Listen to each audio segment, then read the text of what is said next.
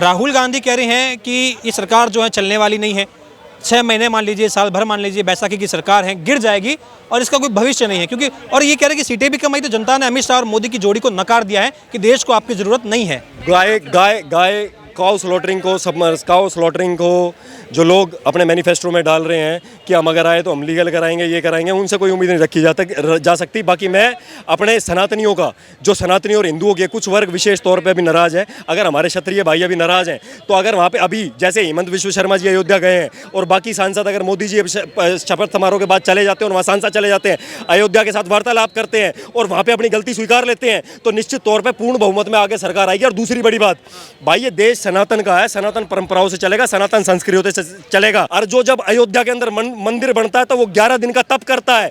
भाई पूरे देश की जनता जानती है, और ये जितनी वोट मिली है ना, इसी प्रधानमंत्री और आदरणीय श्री योगी आदित्यनाथ जी की वजह से मिली है। और निश्चित तौर पे एक वर्ग अगर नाराज है, तो अगर उससे अयोध्या में जाके अगर उनसे बातचीत की जाए और संवाद किया जाए, तो वो वर्ग का समर्थन भी पूरे देश से उन्हें मिलेगा। और आने वाले समय में पूर्ण 400 बहुमत, 400 पार नहीं, 400 से ऊपर भी बहुमत मिल सकता है। देखो, मुझे पहले तो जेपी नड्डा जी का आप एक काम बता दीजिए, जो नेशनल सेक्रेटरी हैं, कि उन्होंने नेशनल सेक्रेटरी का पद उन्हें बीजेपी ने क्यों दे रखा, उनका एक ऐसा काम बता दीजिए आप। अच्छा, संगठन में कार्यरत होंगे वो, है ना? आप काम नहीं बता पा रहे ना, नहीं बता पा रहे ना काम उनका खुफिया। अगर योगी जी को नेशनल सेक्रेटरी बनाते हैं तो आप 50 काम गिनवा दोगे कि नहीं गिनवा दोगे? अगर नितिन गडकरी जी को नेशनल सेक्रेटरी बनाते हैं तो आप 50 काम गिनवा दोगे, नहीं गिनवा दोगे? अगर ये जो अपने ये है क्या, मध्य प्रदेश के सीएम शिवराज सिंह चौहान जी को अगर नेशनल सेक्रेटरी बनाते हैं तो आप उनके 50 काम गिनवा दोगे, गिनवा दोगे या नहीं गिनवा दोगे? गिनवा दोगे ना। जेपी नड्डा जी के आप एक भी काम नहीं गिनवा पा रहे, इसका अर्थ क्या है कि वो नेशनल सेक्रेटरी की पोजीशन को डिजर्व नहीं करते। दूसरी बात सुनिए आप भाई साहब, दूसरी बात यह है कि एक नेशनल सेक्रेटरी बड़े मंच में खड़ा होकर कहता है कि हमें आरएसएस की आवश्यकता नहीं है। आरएसएस जो है वो एक रिलीजियस ऑर्गेनाइजेशन है और बीजेपी जो है वो एक पॉलिटिकल ऑर्गेनाइजेशन। अब हम मजबूत हो चुके हैं। और बीजेपी जो है वो भगवा नहीं है।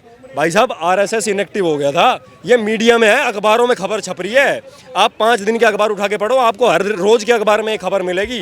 कहाँ आरएसएस इनएक्टिव हुआ, कहाँ। भाई आपने अयोध्या का आंदोलन कब शुरू हुआ था? 1986 आंदोलन। भाई साहब माफी चाहूंगा भाई जी, ये 1986 के अंदर शुरू हुआ। विश्व हिंदू परिषद और राष्ट्रीय स्वयंसेवक संघ ने यह आंदोलन शुरू करा। बीजेपी की एंट्री कब हुई? 1988 में, 2 साल बाद। तो जो राम मंदिर का काम जिनने करवाया, जिनका मेन इंटेंशन थी काम करने की, वो कौन थी? वीएचपी और आरएसएस थी ना। वीएचपी और आरएसएस जब आपसे 2 साल पहले जब वो इसको शुरू कर रहे हैं और आप उन्हीं को साइड लाइन कर रहे हो, जब आप पावर में आ जाओगे तो आपको क्या लगता है कि कोई जनता को समझ नहीं आता? ठीक है। दूसरी बड़ी बात भाई, बीजेपी का आईटी सेल आज की डेट में आपने पूरे देश के अंदर एक वो चलाया कि डिजिटल इंडिया। न्यूज़ का माध्यम भी तो डिजिटल था ना। तो आपने राष्ट्रवादी पत्रकारों को कितनी तवज्जो दे दी? आपका चैनल कितना चल रहा था 6 महीने से? आप एक राष्ट्रवादी चैनल उठा दो जिसकी रीच मिल रही हो, जिसको डाउन हो गई ना यूट्यूब पे रीच थी, ना फेसबुक पे, ना यूट्यूब पे। आप अब रीच आनी शुरू हो गई इलेक्शन के बाद ही। तो ये क्या मतलब है? ये इस पे कार्रवाई कौन करेगा? यूट्यूब पे कार्रवाई मैं करूंगा, इंस्टाग्राम पे कार्रवाई मैं करूंगा, फेसबुक पे कार्रवाई मैं करूंगा या सरकार करेगी? भाई आप एक देश के जनमत को इन्फ्लुएंस कर रहे हो, आप एक देश की नेशनल सिक्योरिटी को कॉम्प्रोमाइज कर रहे हो। नेशनल गवर्नमेंट सोई हुई है, जनता की कहाँ गलती है? आपने सुनो भाई साहब, 1 मिनट। आपने बहुत देर सवाल करे, मैंने सारे जवाब तो सुन लो पहले। अब दूसरी बात सुनो, आपने अयोध्या के अंदर आप गए, आपने बोला हमने राम मंदिर बनवाया। भाई हमने राम मंदिर बनवाया, ठीक है, हमने मान लिया आपने राम मंदिर बनवाया। आपने रणबीर कपूर क्यों बुला लिया राम मंदिर में? प्राण प्रतिष्ठा में वो आदमी कैसे पहुंच गया जो कहता है आया मैं बिग बीफ गाय, मैं गाय का मांस खाना पसंद करता हूँ। श्री रामचंद्र जी परम गो भक्त थे, तो इनको कैसे अंदर घुसने दिया प्राण प्रतिष्ठा के अंदर? कौन करेगा इनसे सवाल? वो जो कार सेवक थे वहां पे, जिन्होंने नंगे पैर, राजपूतों ने, क्षत्रियों ने नंगे पैर पगड़ी धारण नहीं कर रखी थी, पगड़ी धारण नहीं करी। बोला पगड़ी जब धारण करेंगे, चप्पल जब धारण करेंगे, जब राम मंदिर बन जाएगा। आपने उनको क्यों नहीं बुलाया प्राण प्रतिष्ठा के अंदर? भाई अपने अंदर भी तो खोट निकालो, जनता के अंदर तो खोट निकाल लोगे। और रही बात दूसरी, यहाँ तुम अयोध्या की जनता को गाली दे रहे हो। मैं अयोध्या की भी डेमोग्राफी बता देता हूँ आपको। अयोध्या लोकसभा क्षेत्र के अंदर 5 विधानसभाएं हैं, जानकारी के लिए बता देता हूँ।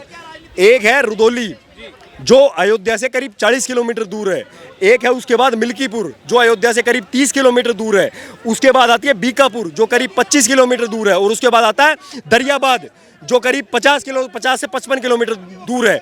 दरियाबाद पूर्णतः मुस्लिम है। मुस्लिम कोर वोटर किस पार्टी का है, आप जवाब दो, या तो एसपी का या कांग्रेस का, है ना, है कि नहीं है? SC ST वर्ग किसका कोर वोटर है, किसका कोर वोटर है, या तो बीएसपी का या एसपी का या कांग्रेस का। अब आप मुझे एक बात बताओ कि मैंने 6 महीने तक राष्ट्रवादी चैनलों की रीच कम कर दी, फेक न्यूज़ फैक्ट्री चला दी। वो फेक न्यूज़ फैक्ट्री 1 साल से जनता के दिलो जहन में एक जहर भर रही थी कि अगर मोदी जी का 300-400 पार का नारा सक्सेसफुल हो जाता है तो संविधान बदल दिया जाएगा, देश के अंदर तानाशाही आ जाएगी और आरक्षण खत्म कर दिया जाएगा।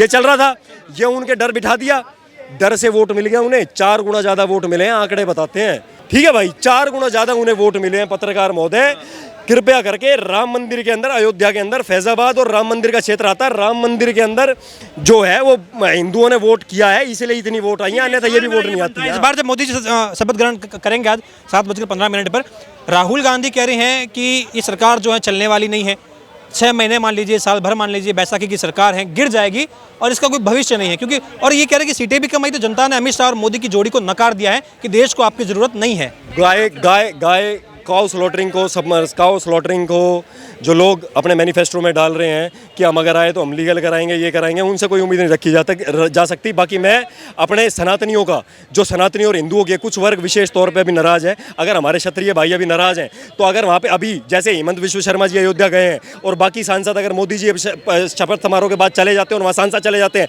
अयोध्या के साथ वार्तालाप करते हैं और वहाँ पर अपनी गलती स्वीकार लेते हैं, तो निश्चित तौर पर पूर्ण बहुमत में आगे सरकार आएगी। और दूसरी बड़ी बात भाई, ये देश सनातन का है, सनातन परंपराओं से चलेगा, सनातन संस्कृति से चलेगा।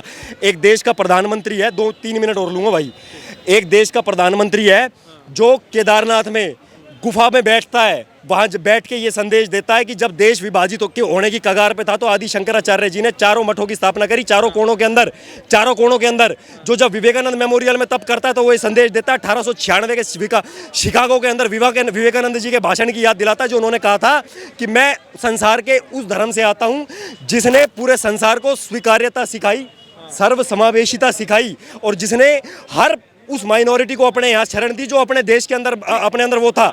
इस देश में वो प्रधानमंत्री आज शपथ लेने वाला है जो कुंभ में संगम स्नान करता है, जो नवरात्रों में 2 बार उपवास रखता है, और जो जब अयोध्या के अंदर मंदिर बनता है तो वो 11 दिन का तप करता है। भाई पूरे देश की जनता जानती है, और ये जितनी वोट मिली है ना, इसी प्रधानमंत्री और आदरणीय श्री योगी आदित्यनाथ जी की वजह से मिली है। और निश्चित तौर पर एक वर्ग अगर नाराज है तो अगर उससे अयोध्या में जाके अगर उनसे बातचीत की जाए और संवाद किया जाए तो वो वर्ग का समर्थन भी पूरे देश से उन्हें मिलेगा, और आने वाले समय में पूर्ण 400 बहुमत, 400 पार नहीं 400 से ऊपर भी बहुमत मिल सकता है। मोदी जी के नेतृत्व में उनके जो MP MLA पार्षदों की जो कमी रही है, उनके जो संगठन वालों की कमी रही है, वो मोदी जी को पता लग गया किसने भरोसे में काम कर रहा है, कौन असली थे कौन नकली थे, ये बात तो पता लग गया मोदी जी को। लेकिन राम जी की कृपा से मोदी जी भारत के अंदर दूसरी बार ऐसा हो रहा है इतिहास में कि तीसरी बार प्रधानमंत्री जी की शपथ लेने जा रहे हैं। और मैं हिंदू समाज को कहना चाहता हूँ कि जब वोटिंग के समय में छुट्टियां पड़ी थी, तुम लोग शिमला और हरिद्वार और ऋषिकेश और घूमने निकल गए थे, पिकनिक स्पॉटों पर निकल गए थे, और मुस्लिम समुदायों के लोग अपने कैंडिडेट को जिताने के लिए फ्लाइट की टिकट, फ्लाइट की और रोडवेज बस पूरी की पूरी भरी हुई थी। केवल मुस्लिम समाज से अगर कोई बिहार में रहता है, अगर उसका आधार कार्ड दिल्ली का है तो दिल्ली देने आया, और दिल्ली का बंदा कोई बिहार का रहने वाला है तो दिल्ली से बिहार फ्लाइट की टिकट करवा करके गया है, या रोडवेज से गया है या ट्रेन से गया है, लेकिन अपने कैंडिडेट को जिताने गया है। तुम लोगों के तरह ऐसो अय्यासी और हरामखोरी क्लब डिस्को बाहर में नहीं करने किया। वो कारण क्या मंत, इस बार हमने भी देखा है कि जहां जहां वोटिंग हुई है मुस्लिम मतदाताओं की संख्या बड़ी है, वोटिंग में भागीदारी जो है वो अधिक हो गई है, जागरूक ज़्यादा हो गए हैं, क्या वो ज़्यादा समझदार हो गए हैं वो कि लोकतंत्र में वोट का कितना महत्व है, ज़्यादा समझते हैं वो। भाई देखो, मैं बता रहा हूँ, यही जय चंद है हमारे बीच में। उनको पता है कि अगर हम अपने कैंडिडेट को अगर प्रधानमंत्री बनाएंगे तो अभी हम लोग बने रहेंगे। उन्हें पता है रामपुर के अंदर एग्जाम्पल है, एक लौती वोट बीजेपी को नहीं पड़ी रामपुर के अंदर। इससे बड़ा एग्जाम्पल अगर हिंदू सनातनियों को नहीं समझ आता, अपने बच्चों को, अगर उनके 2 बच्चे हैं, खुद तो निकम्मे हैं माँ बाप, और अपने दो बच्चों को भी निकम्मा बनाने के लिए पिकनिक पे चले गए और यहाँ वोटिंग पड़ रही थी और लाइन मुस्लिम समाज की दबा करके लगी हुई थी। और एक बात और कहना चाहता हूँ, मोदी जी को ध्यान रखना पड़ेगा अपने कैंडिडेटों पे, अपने मोहल्ले इलाके स्टेट के ऊपर ये कार्य और काम कर रहे नहीं कर रहे हैं, ये चीज का ध्यान रखना पड़ेगा। आज प्रधानमंत्री शपथ ले रहे हैं, विपक्ष के नेताओं को कुछ को इनवाइट किया गया है, कुछ को नहीं किया गया है। खड़गे साहब हैं, राज्य विपक्ष के नेता बन चुके हैं, वो तो आ रहे हैं, कहा जा रहा है कि वो तो उनका स्वागत किया जा रहा है। ममता दीदी कह रही हैं कि मुझे इनवाइट नहीं किया गया है, अगर इनवाइट करते भी तब भी मैं नहीं जाती, क्योंकि नैतिकता के आधार पर मैं उन्हें प्रधानमंत्री मानती ही नहीं हूँ, उन्हें तो इस्तीफा देना चाहिए मोदी भाई। मैं बात बता रहा हूँ, ममता बनर्जी विरोधी पार्टी से है वो बस खलबली मतलब कि एक नैरेटिव सेट करती है, एक फ्रेम तैयार करती है। राम मंदिर के समय भी कह रही थी हम क्यों जाएंगे और हमारे कैंडिडेट क्यों जाएंगे। तो अब अगर तुम्हें अगर यहाँ पर नहीं बुलाया तो तुम उसमें क्यों बुलवाले खा रहे हैं भाई, क्या जरूरत है तुम्हारी यहाँ पर? क्योंकि भाई तुम तो जयचंद हो, पूरे बंगाल के अंदर, कलकत्ता बंगाल के अंदर इन्होंने तराई कर रखी है।